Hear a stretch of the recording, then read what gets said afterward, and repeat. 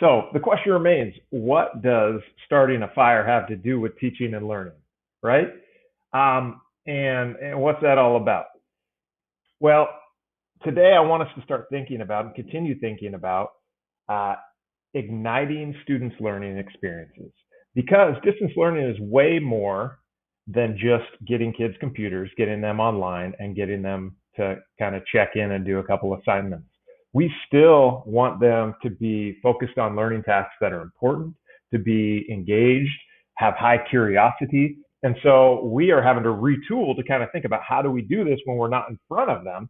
And today, I hope to kind of to talk about it, but also to give you an example of what that might look like for you.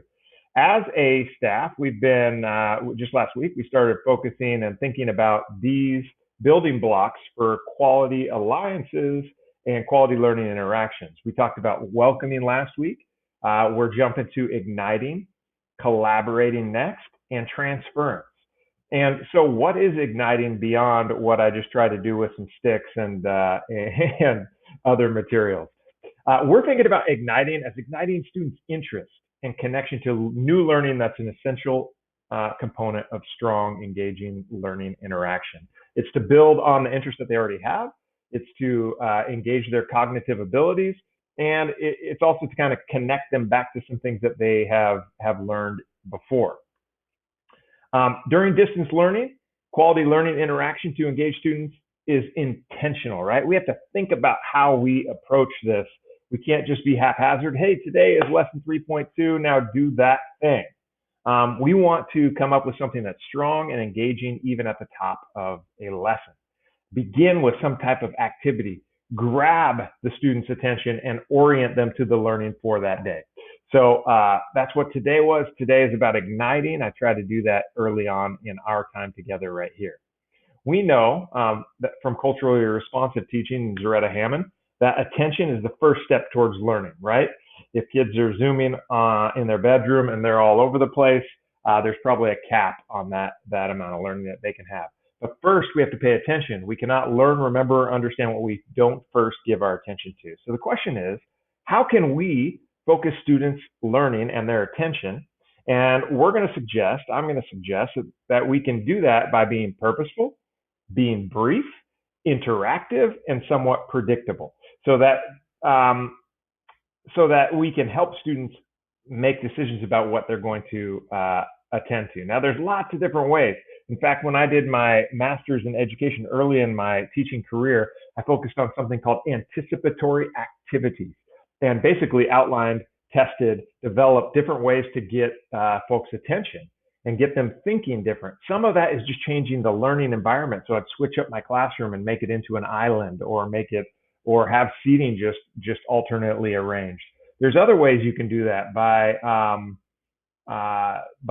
creating an activity that students physically have to go through that dials them in. There's countless ways to do this. I'm suggesting you think about each learning day at the top of it, and you know what you're going to focus them on.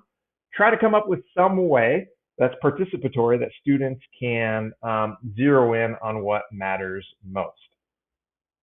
It helps, again, the brain decide what information it should pay attention to. It allows the brain to let new content in. It helps the brain recognize what's coming is really actually important. It activates the brain system that's responsible for alertness and attention. So that's why we do these things. And we know that it is an important part of the whole process where students engage, they give effort, they are performing on a task, and they get some feedback from us and from other students. And then it builds their academic mindset that they can do these things that we're asking them to do. And this is all the more important while we're in a distance learning environment.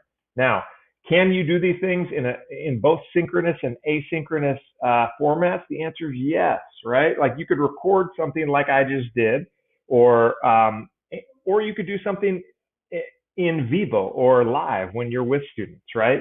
Asking them a provocative question, getting responses, demonstrating something before their very eyes. But before every lesson, whether synchronous or asynchronous, my challenge for you this week and beyond is to begin your day with an igniting activity, something that gets them focused on the learner ahead.